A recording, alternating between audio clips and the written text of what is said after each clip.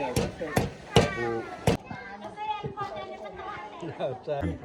ขาเอางัวนี่มามัดไว้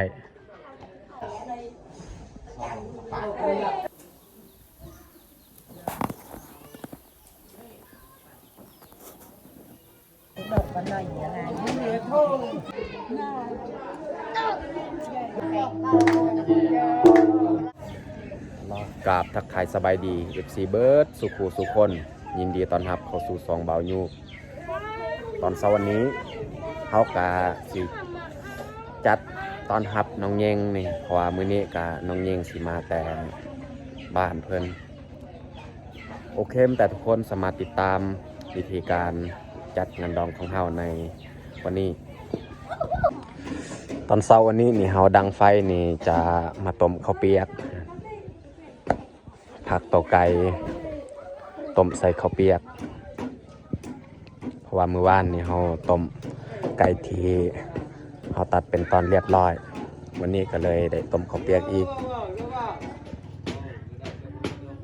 บรรยากาศยามเช้าอากาศหนาวแห้ง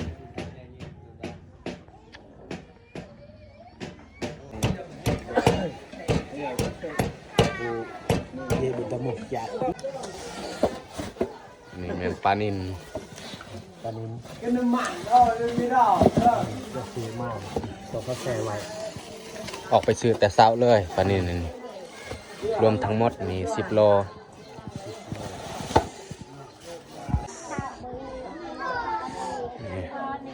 ในหม้อนี่แมนต้มไก่ที่เขาจะเลี้ยงน้องเย่งนี่แหละ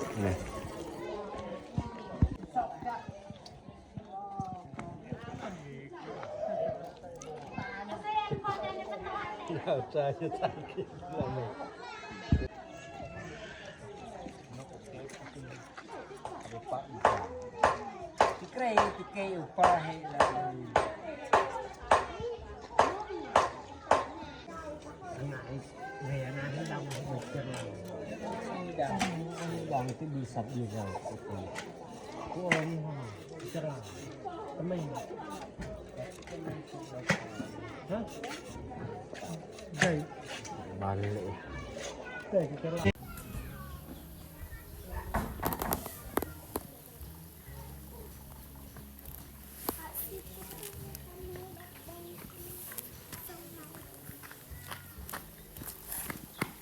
ตอนนี้นี่เฮาทักไม่พุ่งที่เฮาจะประดับบอลเฮาผูกงัวนี่ก็สำเร็จเรียบร้อยให้เขาเจ้ามัดเลยหลังจากเขามัดแล้วนี่เฮาก็ตั้งไว้อยู่นี่แหละหลังจากนั้นก็เฮาเอางัวนี่มาผูกไว้อยู่นี่เลย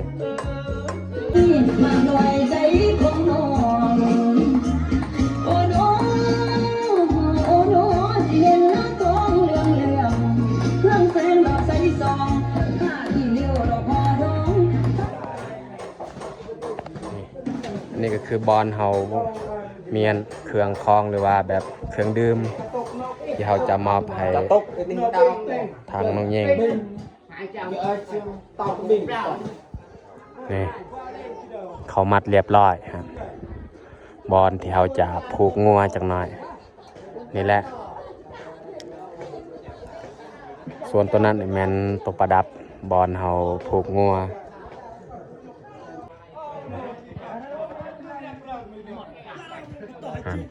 เขาเอางัวนี่มามัดไว้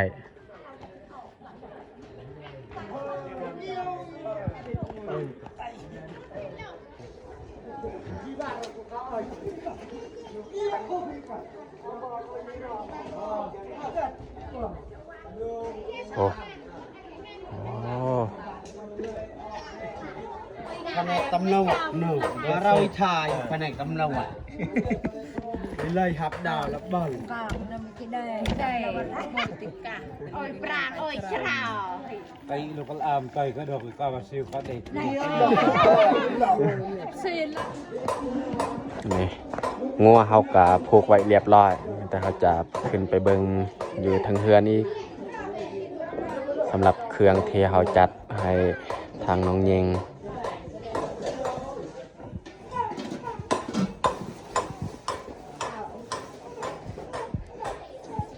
เขาจัดไว้ก็สำเร็จเรียบร้อย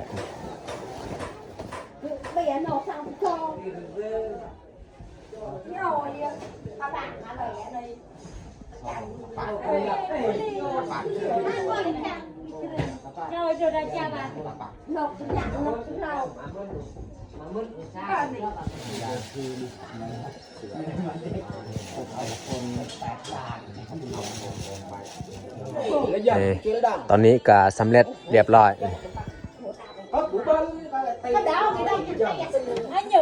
ในหม้อในแมนซีนไก่ที่เฮาต้มไว้แต่มื้อคืนในนี้ก็ซีนไก่คือกันน้ำตาลเหล้าไฮในกระติกกันนี่ก็แมนน้ำตาลเบิดมีเบียร์อีกเบียร์นี่รวมทั้งหมดอยู่นี่มี5แก๊สเสือปูแล้วก็จะมีทรงเสื้อแล้วก็ซีนอีกอยู่นี่ผ้าห่มเครื่องดื่มมีซาดอีกในนี้จะมีอ้อยแล้วก็มะกล้วยเอาปะไว้ก็ไม่แต่สำนี้แหละตอนนี้นี่เขาจัดเวียกอื่นก็สำเร็จเรียบร้อยไม่แต่เขาจะออกไปตัดลักที่เขาจะผูกตัวแบะอีกแบะตัวน้อยๆเพราะว่าตัวใหญ่ก็มีคือกันแต่ว่าตัวใหญ่แบบคนมันสีแดงๆเขาก็เลยบ่เอาตามความซื่อของผู้ใหญ่แต่สมัยก่อนๆเขาเอาแบะตัวสีดำในครอบครัวเฮานี่บ่มีแบะตัวสีดำก็เลยได้มาเปลี่ยนเอาแบะตัวคนสีดำมาผูกไว้แต่เฮาสิออกไปตัดลักแล้วก็กลับมาสักลักเลยลักกะเฮาตัดบ่ใหญ่ เจ็บคอนี่เพราะว่าแบะกะตัวน้อยเอาลักในสำเนียกะได้แล้วแบะนี้มันเกิดยังบ่ทันฮอดอายุนี่บ่ทันฮอด1 เดือนประมาณ 2-3 อาทิตย์นี่แหละแต่ว่าจำเป็นนี่เฮาบ่มีแบะคนสีดำก็เลยได้เอาแบะตัวนั้นมีแต่เฮาจะมือซักเลยลักตัวนี้แล้วก็ผูกไว้ตอนนี้นี่เอาซักลักเรียบร้อยแต่ว่าแบะนี่เฮายังบ่ทันเอามาผูกไว้เพราะว่าตอนนี้นี่ยังแดดเราก็เลยไปซักลักไว้ซื้อจักน้อยบัดตอนแรกเขาจึงใส่ตอนนี้นี่ทางทีมงานของน้องเย่งก็มาฮอดบ้านแล้วเขามาพักจักน้อยจึงพาให้เขาขึ้นมานั่งอยู่เทิงเฮือนตอนนี้ก็จำเป็นต้องได้นั่งทาอยู่นี่แหละเพราะว่าคนนี่มายังบ่ทันเบิด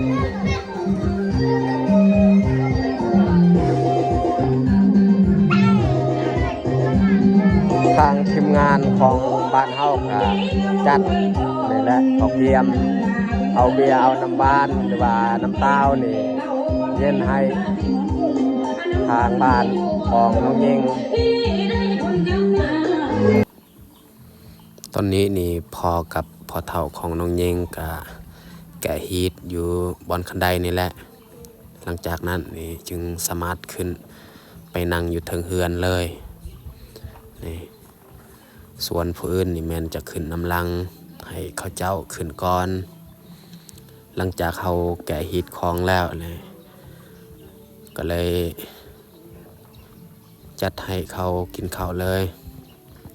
ถ้าว่ายังบ่ทันได้แกะฮีทนี่ยังบ่ทันได้กินข้าวนี่ให้ครอบครัวของน้องเยงขึ้นก่อน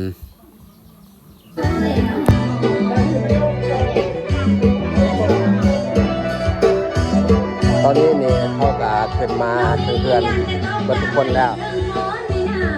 แต่เขาจะนั่งและสิจัดพากินข้าวเลย สำหรับของกินและก็อาหารนี่แม่นเฮามอบให้เขาเจ้าเบิดเลยเขาเฮ็ดกินเอง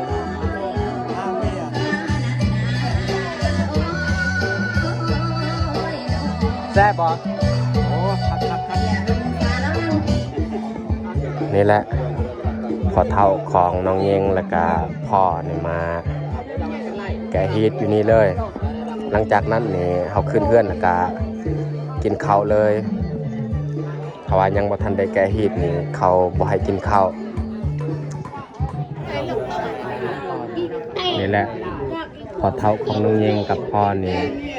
กินแล้วให้ตามธรรมเนียมของประเพณีเฮานี่แหละคนเสือเรื่องนี่แมนคนบ้านเฮาเราเป็นทนายความ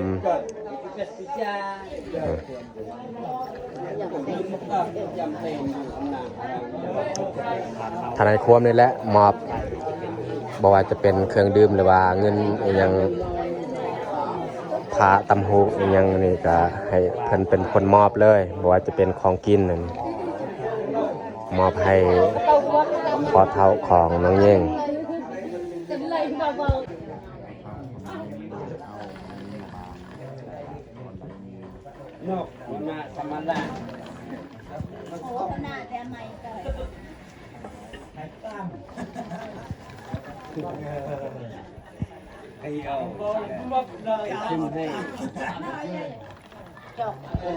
จากวางเงินแล้วต้องได้เก็บสิ้นเลย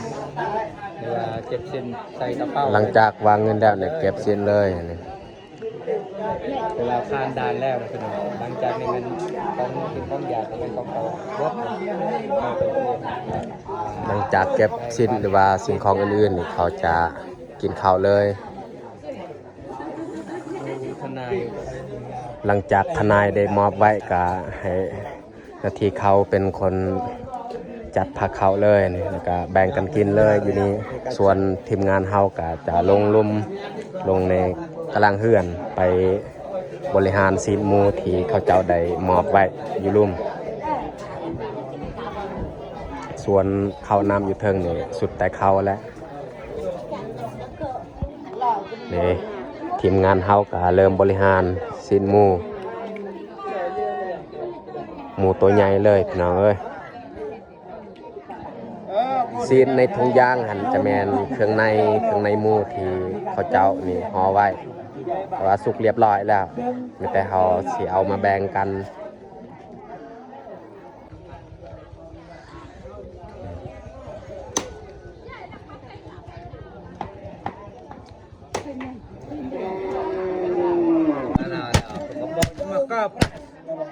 มาโก้อันเป็นอันไหนบ่อย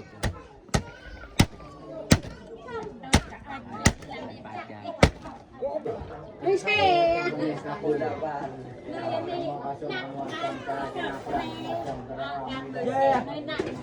น้อยหนักจานมันก็ชักจังใหญ่เอาเร็ว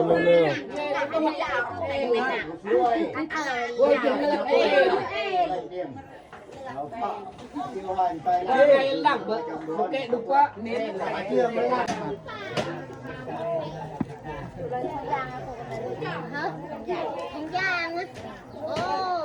เบ่งกันเมกจะดอกกันหน่อยอะไร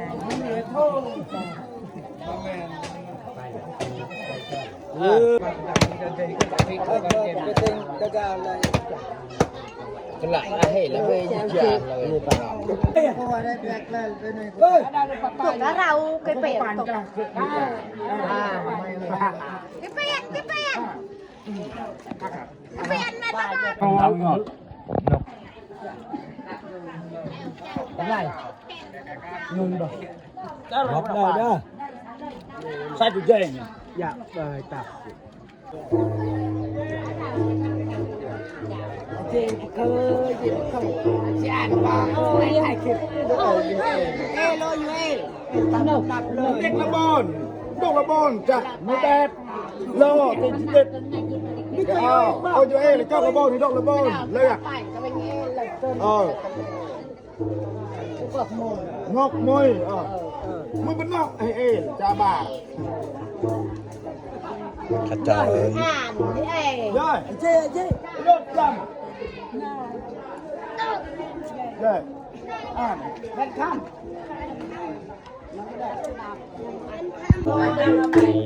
เฮ็ดกันม่วนหรือว่าพิธียังเป็นผู้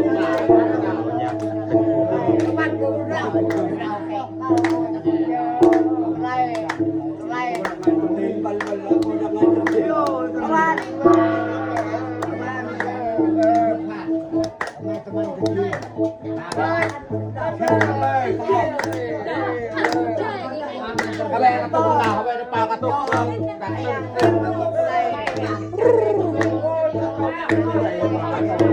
อันนี้ก็คือตอน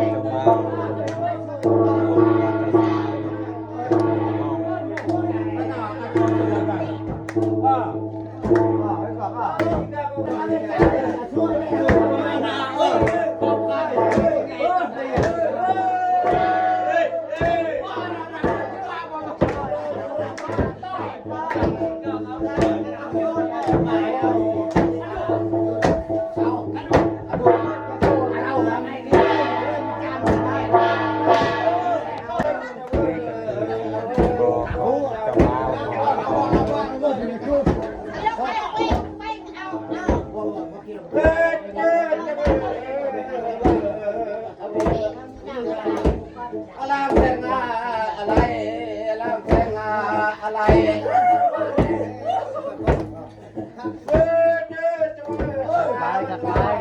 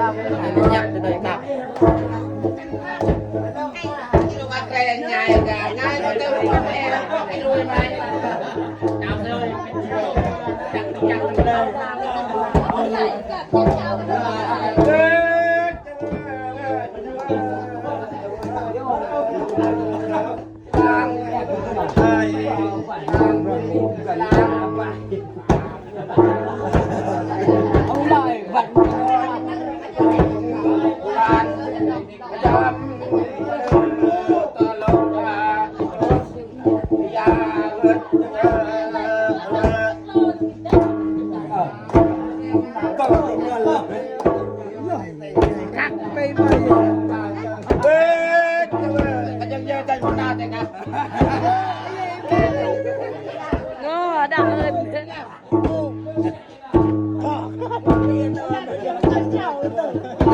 ดังว่า